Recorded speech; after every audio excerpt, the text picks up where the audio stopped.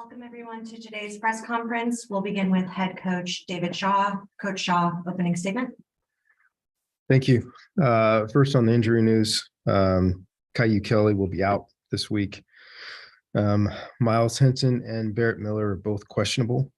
We'll see where they are the next couple of days before we make any determination on who's going to start, who's going to play. Really appreciate the leadership on our football team. Had some great conversations with our staff, with our leaders about where we are and what we need to do to get back where we want to be.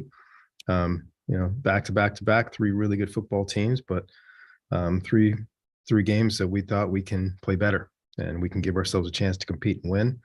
So like the discussions, like our plan right now, what we're going to work on. I'm excited to be coming home, playing a home game against Oregon State. I made the comment last week, and I'll stick by it. I still think 8:00 p.m. is too late to start a game. Took a picture of my watch. We got back to campus at 3:47 a.m. on Saturday night / Sunday morning. That's just throwing that out there. I don't like what our TV partners are kind of deciding to do with these games. I think 7 p.m. is probably the latest you should start a game. Just kind of puts everybody into a fog for the next 2 days. Student athletes trying to be students, coaches trying to be human beings and get a lot of work done. So I just think it's really, really tough. That's great that we'll be home, but Jonathan Smith and his staff and his coaches, his team, they're probably going to get back at 4:00 in the morning also on Sunday morning. I just think that's a rough thing to do. So that's out of our control, but still feel like that's one thing that just needs to continue to happen. The conversations need to continue to happen about these start times for us. Besides that, like I said, excited to be back home. Hopefully we'll see who's healthy in the next day or so, especially right tackle, but throughout the football team. Didn't come out of the game too bad. Outside of missing Caillou, he will be missed. We'll see who starts there, much like right tackle. Probably make an announcement maybe later in the week, but a lot of work to be done before then. So I'll take questions. Please use the raise hand function on Zoom. Troy, you're up first. Of course, real quickly, any timetable on Caillou at this point? Hopefully he'll be back next week. But we'll see. We'll like all injuries, we'll take it slow and do what's best for our student athlete. Third play of the game, in comes Jack Lair, making his collegiate debut at right tackle. How do you think he fared overall after looking at the tape last week? I'm proud of Jack. I thought he played well. He fought hard, knew what to do, tried to protect him as best we can. First real live game action for him in his college career, on the road in a loud environment against a good football team. We tried not to put too much pressure on him, but what we asked him to do, I thought he did well. I think he's only going to get better. There's a really good sign. He was able to go out there and a couple times stand up one-on-one and pass protection, which is huge. Finished a couple runs physically, which is great. Now we'll see where we are at right tackle, but I think we all kind of rest a little bit easier knowing that I've called upon Jack to go out there and play well for us. Thank you, Troy. John? David, back to your initial comment about the late starts. I mean, there'll be 4 straight games, at least 4 of 7:30 or later kickoff times, 3 of them on the road. We heard a lot when a new commissioner came, George Kliavkoff, that he was doing a listening tour. I'm just wondering, how do you and your professional colleagues, compatriots at the other schools, how do you message up what your view is of sort of finding that balance between TV's interests and the interests of the young men? Yeah, I mean, that's the discussion. And this discussion we've been having for a long time. Our current TV deal kind of gives all the choices to our TV partners. So in discussing going forward and new TV deals, et cetera. So I personally think that should be part of the conversation. I think you're playing in the same window. regardless. I just think, 8 o'clock is just way too late to start any game across the country, local time. So it's been raised many times by our student athletes. It's been raised many times by our coaches, and we'll see where the conversation goes from here. Thank you, John. Steve? Yeah, Coach, maybe you can't get into the specifics, but if close enough to the specifics, you mentioned the discussions you've had the last couple of days with the leadership on the team. What are some of the things you can discuss that you guys have discussed? Oh, the biggest thing that I'll share is pretty much the most obvious, which is our good plays, our good drives, offense, defense, special teams are really good. And our bad plays and our bad drives are really bad. Sometimes it's hard to rectify in the same group out there. But it's not just the players. It's some of the things that we're choosing to do, some of the things that we're putting our guys in. Some things we need to emphasize more, some things we need to emphasize less. And it's something I've kind of said over the years. You're usually 4 games in, you pretty much have a good idea of what you're good at and what you're not good at. So gathering all those things, leaning on our strengths, trying to shore up our deficiencies. And every team has deficiencies, but knowing that there's things that we can adjust. There's also things that we can take out as coaches. Some things that our guys can get better at, some things that we just say, you know what, we've spent some time doing this. We're not doing it well. Let's emphasize what we're doing well. So that's kind of where we are, making sure that we are putting the guys in position to be successful and make sure they know what to do and how to do it. And then making sure that they're holding themselves and each other accountable to play at the level that we're able to play at. Thank you. Troy?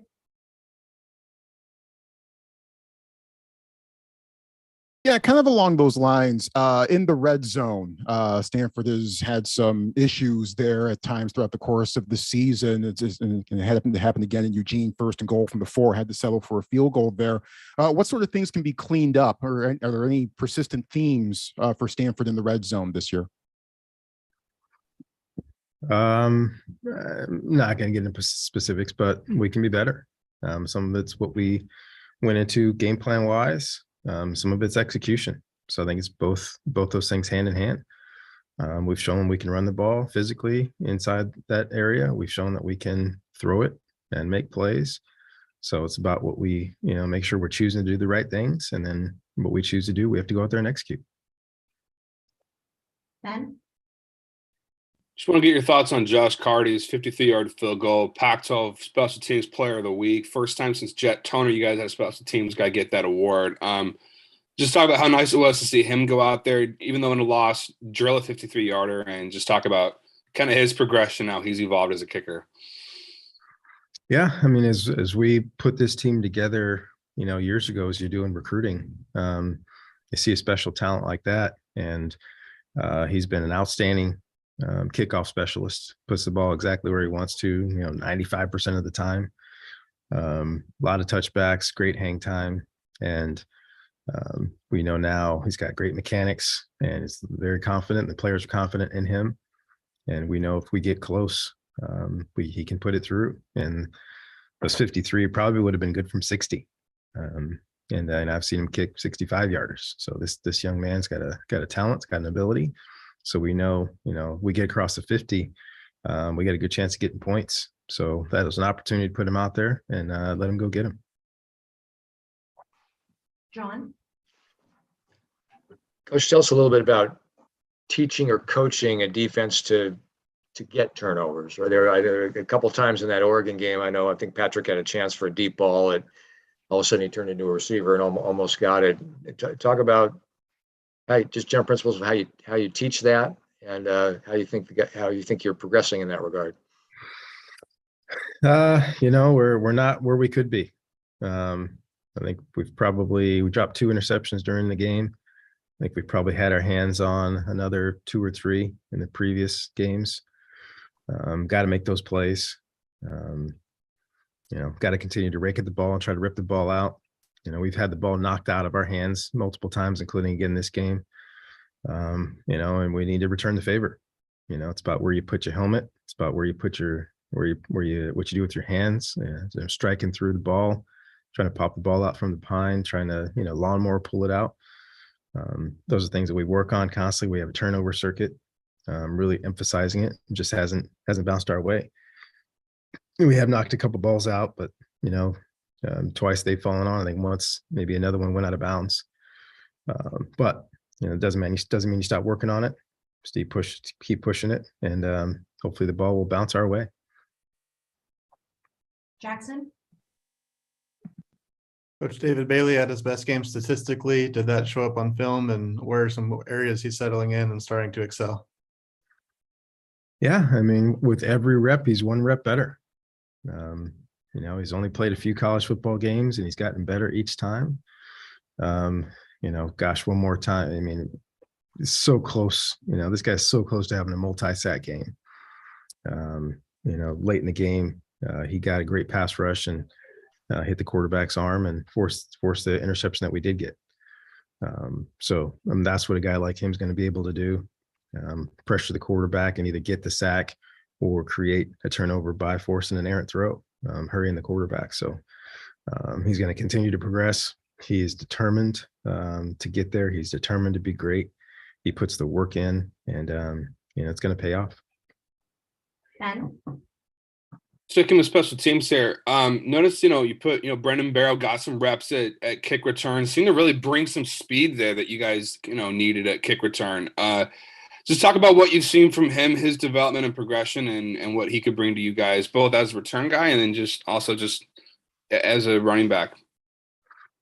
Yeah, I mean, regardless of EJ's injury, we were going to start sprinkling in Brendan Barrow. I mean, that was a plan. It was so sad he missed last year. He's wearing a knee brace. Hopefully, by the end of this year, he won't need that anymore. He's healthy. He's doing great. But he's got speed. He's got explosion. He runs with a physicality, and as long as he stays healthy, you'll see him continue to get in there on offense. You'll see them get in there in the return game. We think he's got difference-making speed. Thank you. Tim? Hey, Coach. How difficult is it for you to get into an offensive rhythm when you're literally playing with a different offensive line structure week in and week out? How tough is that? Yeah, that's difficult. But it's not that it's unmanageable. There are things that we can do, things that we have done. We had to play Jack early in that game. Really wanted to make sure he got settled before we challenged him to really just drop back and pass the ball. So we ran it. We moved the quarterback. We did a couple different things. We put a tight end on his side a couple of times. And he really settled in, and then we're able to do some dropbacks later in the game. So gives you a momentary pause, but I think he's proven now that he can go out there and perform. So I don't believe who plays on the offensive line for us this week will inhibit our play calling. Thank you. Troy? Switch it to the other side of the ball, line of scrimmage defensively for Stanford. How do you think the Cardinal have fared there so far this season? Inconsistent. We've been sporadic. We've had some great series of 3 and out, TFL on the run game, pass deflection, rush the passer, get an errant throw. It's been great. And, been times where we haven't. We've lost our eyes on man coverage. We've fit the wrong gap. You get an athletic quarterback that you want to keep contained, and he had, a long touchdown run and another 2 explosive runs. We gave up 2 other explosive runs where we had the runner hemmed in and, didn't make the play. So it's really about consistency. It's about being where you're supposed to be with your eyes where they're supposed to be.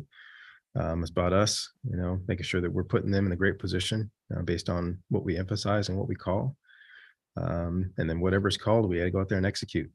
And if got a chance to make a tackle, we got to make a tackle. We got to play with the proper leverage, know where your help is. Playing against that back is dynamic. He's a very underrated running back. He's got speed and explosion. He can change direction in a heartbeat. You have to know where your help is. You have to try to make the tackle, but also force him the direction where your help is. those are things that we can do better. John? Coach, turning to the Oregon State matchup with specific reference to the defense, looks like Coach Smith is reaping some benefits of having some guys in the program for a few years, particularly the secondary, some veterans in the secondary. Talk about Oregon State's defense and what you see on film. Yeah, they give you a lot to look at. They vary their coverage. They vary their front. They do some stemming. They move around a little bit. They can get after you on third downs with a variety of blitz packages. And they're a veteran group. A lot of guys play a lot of snaps. They play hard. They play fast. They believe like us. They believe in having length. You see a lot of length on their defense, length at corner, length at defensive end, size and athleticism inside. So they put the defense together well, and they play hard. Thank you, John. Steve? Yeah, Coach, I remember talking to you in August after one of your practices, and you were talking about how important it was to get some momentum early in the season. Obviously, you haven't gotten that. Does that make starting well even more important in this game than it would be in another game to kind of halt the negative momentum? I look at it the same. The only thing that really matters is in-game momentum, and you can create that, and then you have to maintain it. And we had spurts. I think the catch and run by Casey Filkins was phenomenal. I think the drive down the field to get the field goal was great. Would have gotten 7, but that was a good start to get down there, make it 10-3.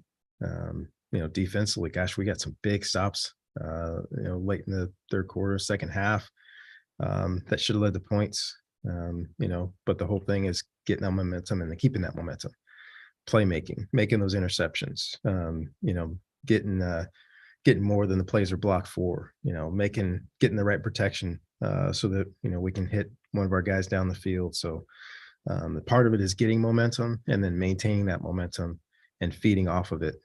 That's where we really need to improve because we've made plays in every game. You want to get to that point where the playmaking is contagious in all 3 phases. Jackson? Thank you. Coach, I believe you've got 8 names on your O-line too deep and 2 are questionable. Is there some urgency in practice or some more guys that are maybe next up in line if needed?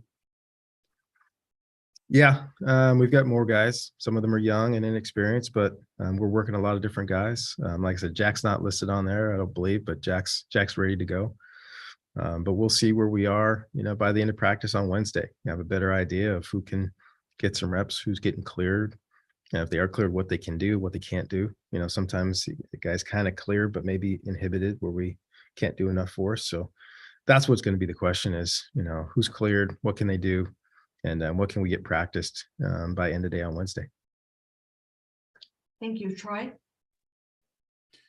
Oregon State breaks out the hammer package with their quarterback, Jack Coletto, turned just about everything kind of guy. Big time weapon in short yardage for him. What in particular makes that package so effective, and what are some ways potentially that Stanford defensively can try to limit that effectiveness? Yeah, and this isn't like just trying to elevate your opponent and gas your opponent up. I mean, Jack's the best in the country, proven it year after year. Short yardage situations, the package is great, but it's all about the runner. He's got great instincts. He's got great feel. He's hard to bring down. He runs hard. He runs physical. You can stop him at the line, but he's going to fall forward for 2 more. If you get him going, that 4 yards is going to become 9 yards.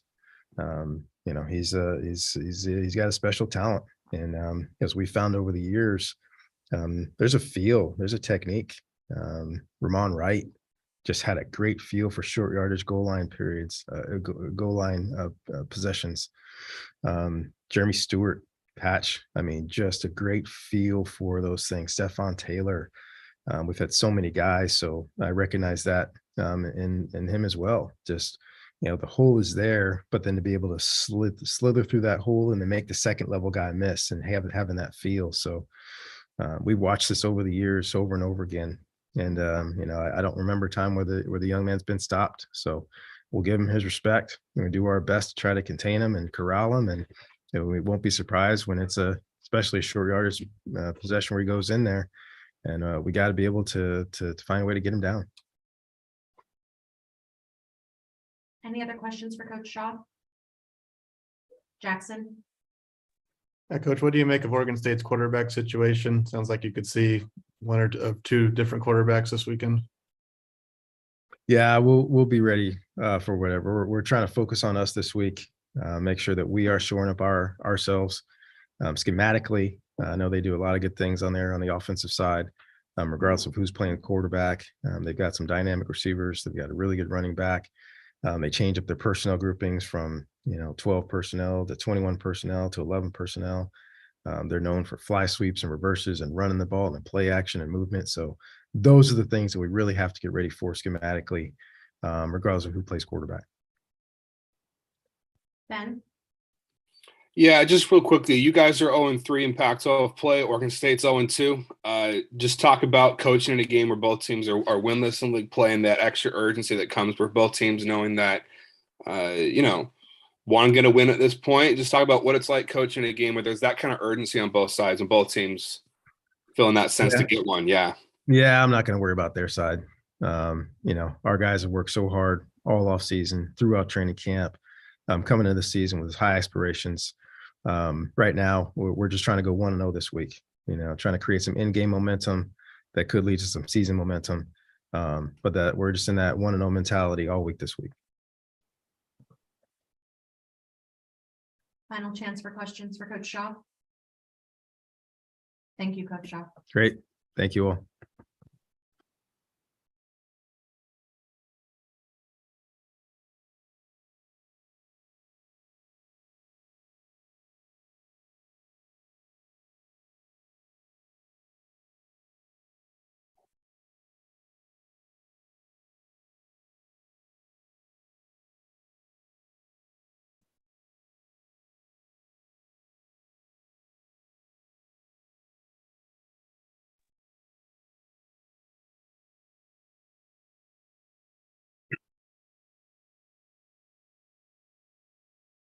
We are back with fifth-year inside linebacker Ricky Miezan.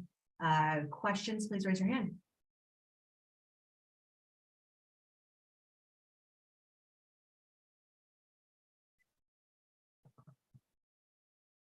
Troy?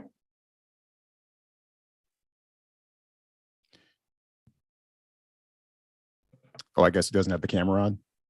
Oh, yeah. There he is. Hey, Ricky. Hey. All right. Well, obviously the season overall hasn't gone as you would have hoped to this point.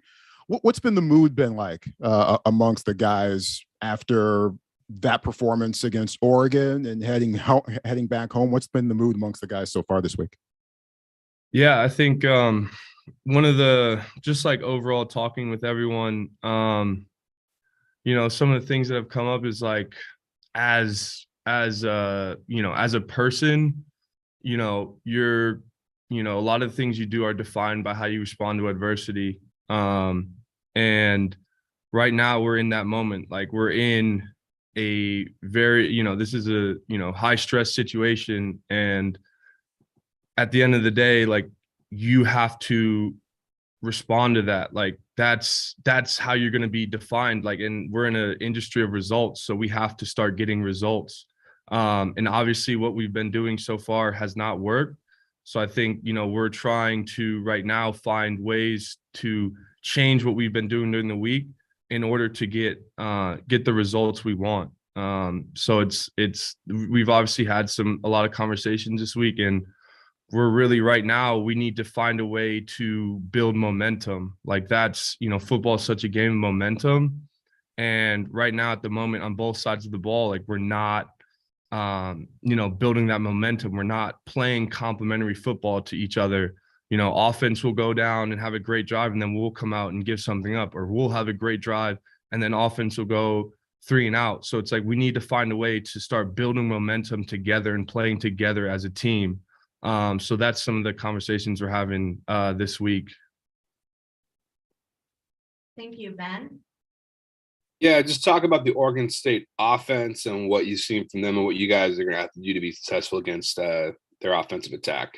Yeah, so I think from a linebacker standpoint, this is a pretty exciting game because it's a lot of zone scheme, a lot of stretch and downhill runs, and like as a linebacker, your bread and butter is being able to, track the, mirror the angle of the running back and get off blocks. And like, that's what we're going to have to do this week. So it's exciting from a linebacker perspective because we get to, do what we've always been trained to do.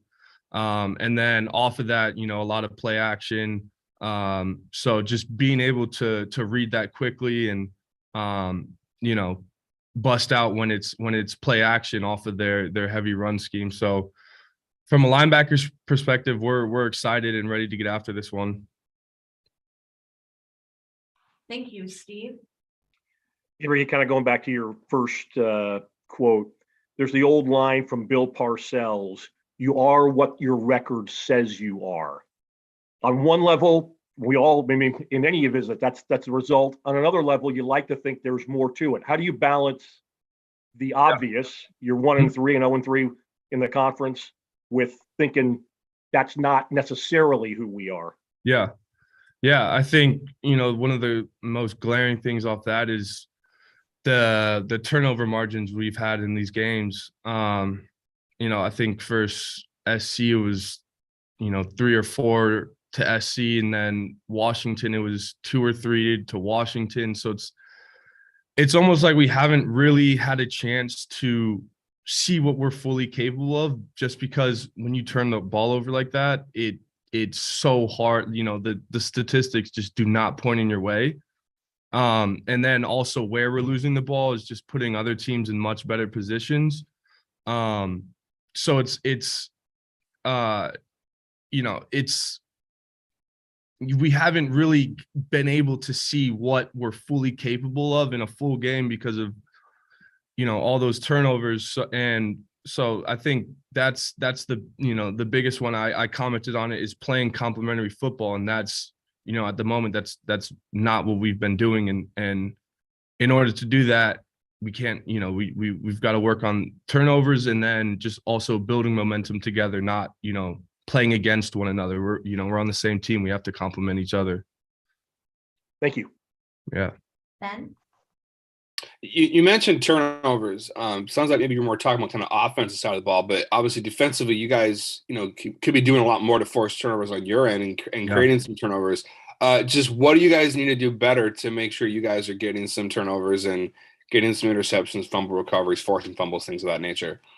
Yeah. Well, I think the biggest one, especially from this last game, is we had 2 big opportunities to take the ball away and didn't do it. And that's on us. Like, we have to, when it's your time to make a play, you have to make the play. And that's something that we haven't necessarily done. Especially in practice, one thing we've emphasized is whether it's, 7-on-7 or scout team, we're always trying to punch at the ball, create that. It's really about creating the habit. So then when you get into the game, it's second nature to, first guy stops the ball, second guy comes in and punches at it. And that's something that we've been, that's a habit we've been trying to create. And, sometimes things go your way and sometimes they don't, but it's about building that habit. So when the time does come, it's second nature. So, when the opportunity does come and it's a little loose and you punch at it, it comes out. Or when that ball's up in the air, it's second nature, you catch it. So we've been trying to emphasize that and build those habits in practice. And that's where it really starts. Troy? It seems like, especially on the defensive side, this has been more of a second half team the past few weeks. Any theories on why that could possibly be? I think it's a little bit, it speaks to our mentality. It's like we're never gonna give in and come. We've been at somewhat of a deficit, coming into these halftimes. So I think we need, the biggest thing is a mentality change of like, we always need to feel like we're behind. So we always need to be, on top of it. And, just coming out and taking some chances and getting home and making plays. That's what's going to really, start to, because when you have that momentum, you almost feel invincible. That's like the biggest thing. And we need to create that early. And for whatever reason, it's second half, we've come out and played strong. But we need to put together a full game. Thank you, John. Ricky, some weeks you know who the quarterback's going to be for the opponent, and some weeks it's uncertain. What's it like for your position to prepare for one of two possible two quarterbacks, and is it different for your position vis-a-vis other positions?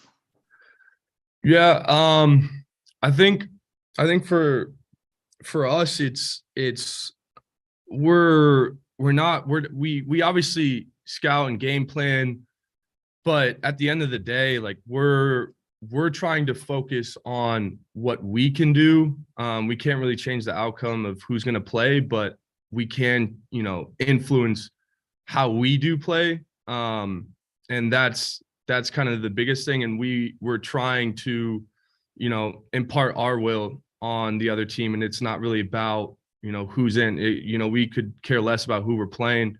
We're going to play our hearts out, and we're going to prepare how we would. We're focusing on us at the moment, and that's how it's got to be week in, week out. Tim? First of all, thank you for not turning your camera out at the beginning. All of us old guys who are technologically challenged appreciate that. Thank you so much. Secondly, you're 1-3, but there's still time to have a really successful season. Have you guys talked about amongst yourselves about, the urgency of the next couple of weeks? Yeah. In our minds, this is a must-win game. But at the same time, we've also, there's still a lot of ball to be played. Still a lot of football to be played. A lot of opportunities to gain momentum going into the season, going into some big games. So that's the biggest thing, is like, it's early, but we really have a chance to change this around this week with a lot of football to be played, So yeah, that's definitely been on our minds this week. Thank you. Back to John. Ricky, you may have answered this in prior years, but I didn't hear it, and I'm just sort of fascinated. Given your lacrosse background, do you still follow the sport? You have a hankering to pick up the stick when you watch it on TV?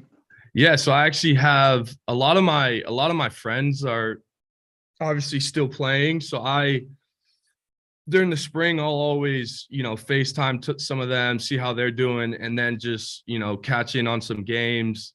I still have my stick in my car, so sometimes I'll because it's like very kind of like therapeutic, like just going out there and shooting. So I'll go do that once or twice in the spring when I have a little bit of time off, just for fun. So yeah, I still definitely keep up and follow it. And if I may offer a follow-up, Michael O'Connell on the basketball team, he has the same sort of pedigree as you. Do you guys ever compare notes at all? Yeah, we had a class together in the spring, so I got to know him a little better, and we kind of talked about that. So yeah, it was actually really cool to get to know him, and just like we kind of talked about how we may our club teams may have crossed paths, but I think he was a little younger. He was younger, so I don't think I ever actually got a chance to play him. But yeah, we've definitely talked about that, and it was cool getting to know him. So yeah. Ben? I'm glad John brought up Michael O'Connell, because that was going to be my follow-up question, because I was going to change mine to that one. But I did want to get your thoughts on the fact that you guys are 1-3, but you've played one of the toughest schedules in the country. USC at home, and then at a ranked Washington team, at a ranked Oregon team. Obviously, you guys, look like you could have played better than what you did. But does that give you guys any kind of consolation, knowing that, hey, we're 1-3, but we're 1-3 against, about as tough of a schedule as anybody else has played? Yeah, I mean, the thing for us is we hold ourselves to high standards, so we don't really want to, make excuses for the fact that we may have played tough opponents. Like, yes, we may have played tough opponents, but we consider ourselves to be good football players, and we don't want to make those excuses for ourselves. We have to perform better. Like, that's the bottom line. So we haven't really, we don't really want to make those excuses for ourselves. We just have to perform better, and we have to, get results no matter who we're playing. Any other questions for Ricky? Thank you, Ricky. Yeah. Thank you, guys.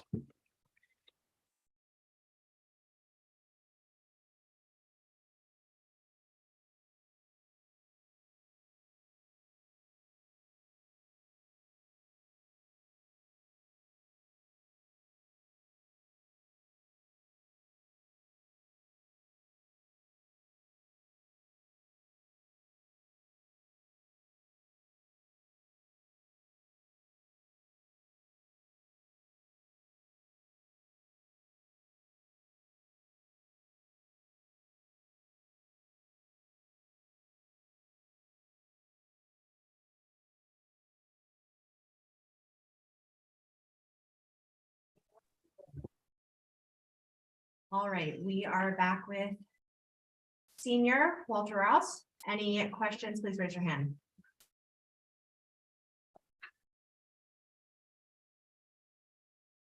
All right, Ben, you're up first. Hey, Walter. Just want to get your thoughts on, what it's been like with the offensive line the first few weeks, with a lot of guys coming in and out of the lineup. You've missed a little bit of time. Branson Bragg's retirement. Managing the fact that you've had to play a little musical chairs early on in the season, and just the challenge of that and what you guys need to do to kind of weather that storm and settle in more as a unit. Yeah, I mean, coming into this year, really had about, I think about like 18 guys, and really like we had this really deep group that we going into the season. Then little by little, we started to lose some guys out for the season, some guys out for a few weeks, and really just trying to come together, like you said, playing little musical chairs with the O-line, really trying to get a good mesh, because we haven't had a solid five for some straight games, and so we're just really trying to figure that out. But I think with the guys that we have, I trust them. I'm, honored to play alongside them. And, I know that they're able to go out there and do their job. And even with some of the mistakes that we've had in the past, and even with the last game with Jack Laird going in, being this his first game he's played, like 70 plus snaps, I still think he did a great job going out there as his first game, and that we're able to build each and every day in practice. And even though if we may have some more injuries coming down the road, I know that each guy in practice, film room, and by themselves studying, I know they're putting in the work so that if they next man up mentality, that if we need another guy, then we'll be all right. Thank you, Troy. Yeah, overall, offensively, how would you assess how things have gone so far this season? Definitely not up to our standard. We've had different spurts and flashes of what we can be, but it's definitely not up to where we need to be, where we want to be for the season. And like our best is yet to come. No one has seen our best in any of the games. I mean, we've had some good plays here and out, some good series, but that has not been a reflection of what we are truly about and what Stanford football is all about. Everyone on the team, wide receivers, line, running backs, QBs, then we have some of the best talent in the Pac-12 and the nation, but we're just not putting it out there. And then once we can do that, and once we show people what Stanford football is all about, we'll start to turn some heads, and we just need to start putting our production on the field. Thank you, John. Walter, a more specific question about the offense. We've heard a lot about and watched and seen the success of the slow mesh. What was the learning like for an O-lineman on the slow mesh play? All right, it was when we first got introduced to it all the way back in the spring. It was definitely a different concept. Just coming off because usually you're coming off the ball trying to get 100%, trying to get movement on inside zone, and we had to learn. We had to take it back a little bit, so we, whether you're going to pass or you're going to run, or Tanner's going to run. So it definitely took some practices and watching film to really get it down pat. But I think we've done a good job. I think those runs have been really good for us. But as for always practice makes you better, and so after the spring ball and then doing it again in training camp, I think we've really got it down. And a follow-up, just I don't know if it's a danger, the risk, or you're needing to be careful about the illegal man downfield. Is that part of the teaching that went into this?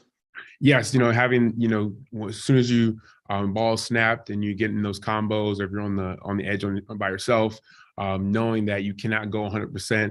One of the key words we talked about was being subtle. So, in your combo, subtle, chop your foot, chop your feet, and then press.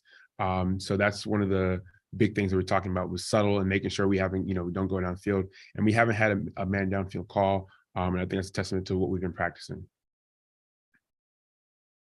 Thank you, Troy. Yeah, Walter, this will be your third straight 8 p.m. kickoff. The first two on the road. Shaw told us that y'all didn't pull up to campus until 3:47 on early Sunday morning after Eugene. From a student athlete's perspective, how do those late kickoffs affect the student athletes? I mean, it's tough, coming back. I don't think I went to bed till about 5:30 a.m. coming on Sunday, and waking up the next day, having to get treatment, and studying for classes and whatnot. Definitely puts a toll on the body. But it's what you signed up for. We're all coming into college football, and whatever happens, we're going to deal with it. We have a late kickoff. We may not like it. We may want something earlier, but that's what we've been dealt. We're going to handle it properly. But yeah, definitely, it can take a toll. But we definitely have the resources if we need help, with our academic counselors, even Dr. Kelly was our psychiatrist, or talking with the coaches. So it's not what we want sometimes, but it's definitely manageable. Thank you, Tim. Yeah, we hear a lot about communication on the offensive line, and can you give us an example of what you have to do when you're interchanging bodies week for week? What kind of things do you have to like maybe stress or work on as far as that communication when you have a different set of teammates next to you? Right. So it's definitely, when we're definitely in a hostile environment, we got new guys coming in, like past couple of years, I was with Bear as my left guard, and we kind of, just the two of us, we kind of knew each other. So if we had games, we might not have to say anything, but working with Jake this year as my left guard, I think we really built up a good relationship with one another. And Jake with Nuge, and Nuge with Levi, and Levi with Jack. Even in the one game he's played, and Miles was coming back. It's really just echoing the calls and just communication. From hand signals to just echoing down the line, asking what the play is. If we need to check, what's the play? It's not a singular specific thing that we do that has to happen if someone new comes in. But we're constantly practicing at practice, whoever's in, and everyone on the O-line knows the different calls that we may need, or for the game plan that we've put in for that week. Steve? Yeah, Walter, excuse me. I asked this to Ricky a few minutes ago. There's the old Bill Parcells line about you are what your record says you are. Mm-hmm. On one level, I'm sure you guys acknowledge that. And on another level, I'm sure you guys don't want that to be how you're defined. How do you balance that? Yeah, I mean, you definitely have, especially from the outside looking in, people see us as a 1-3. Oh, this is Stanford, who's past couple years, and they're going to be the same, going into the rest of the year and not win much games. And we are 1-3. Can't deny that. We own that, and we're taking accountability for it. But within the Stanford program, we know, like I said before, that we're so much better than this, and that the 1-3 is not going to define us. It's the first. It's only 1/3 of the season has been done. We still have probably 8+ more games to go, and we know that we still have a lot to. We know we can turn this around when we have time to do so. And we're not letting that 1-3 record stay in our minds and saying, oh, 1-3, let's just try and go win a game. No, we're going out to a game. We're going to win. We're going to put 100% every single time. We're going to play till the clock hits 0. We're not going to let anything stop us. Thank you. Ben? Yeah, I've asked guys this question the past couple of weeks, and since the 8 p.m. kickoff question's still valid. How do you mentally prepare for and get ready for a late kickoff? Does that change your preparation at all, or how do you how does that change things for you when you know that you're playing at 8 p.m. versus, much earlier in the day? Right. So, just, you wake up and you got an 8 p.m. game or versus maybe a 5 or 1 p.m. game, you have at least, minimum 8 hours before you really get anything going on. And really just like, it's in the back, it's in your head, it's in your mind, like, okay, got a game to go, but you don't want to get, it's like just get ramped up right away because you're just going to be sitting with that for about next 5 or 6 hours. So really just waking up, going to breakfast, making sure you get food in your system to help later in the day, and then just like we call it like a slow build. So waking up, go lunch, after lunch, chill in your room, maybe watch some college game day or whatnot. Just think about what the game to come and how excited it's going to be to get out there and play on the football field. Then we have our meetings, and then we get on the bus and it's time to go. So it's really just a slow build for when we get on that field, it's time to go 100%. Jackson? Hey, you guys are statistically running the ball a lot better this year. Also giving up a higher rate of sacks so far than last year. I'm curious from an O-line perspective, is a slow mesh, is there anything more or less difficult compared to previous blocking schemes you've been in, or things that have clicked faster than others so far? I think the introduction of the slow mesh has been really good for us. At the time when it was first introduced, is really it was strange. Not really what any of us have done in the past couple of years at all. But really just practicing it and working it, and really focusing more on inside zone, gap scheme, and moving a little bit away from outside zone as much as we ran it last year. I really think that's been able to help us run the ball on the ground. And as far as sacks are concerned, that's something that we have given up, and especially in the past couple of games, more than we have last year. But each day we're coming in, working with coach, looking to see what we can do better. Taking accountability for our mistakes and what I could have done better, and just having an outlook to the game ahead, and just getting better each week. John? Walter, I have to ask this as a former Stanford Hooper, and I know my broadcast partner, Tim Roy, will appreciate this too. If I read the media guide correctly, your grandfather played hoops at a school with some panache, Loyola of Chicago. They were recent Final Four, and he was a player of note. Could you share what what athletic spirit he's imparted to you as far as competing, as far as playing in big games, is just kind of how he's left his imprimatur on you? Of course. I mean, one thing, I was never able to meet my grandfather, who I'm named after. And, I would contribute my dad for really, letting me meet him without actually meeting him. Press clippings, videos that we can find, and documentaries, and him just telling me stories, about how much he loved the game, how much he wanted to play. And the one I just can't get tired of is, in the national championship game, him making the winning shot. And I remember the first time I heard it, I'm like, oh my goodness, he did what? That's amazing. Like, that's what wanted me to play basketball in the first place. And, he's someone I always think about, when I was stepping on the basketball court. And now, even though he played basketball, when I'm stepping on the football field, he's someone I always think about. And it's amazing that his spirit lives through me. And, unfortunately, I wasn't able to ever meet him, but, hoping I'm making him proud every single day. Any other questions for Walter? Okay, thank you. Thank you very much, guys. Thanks.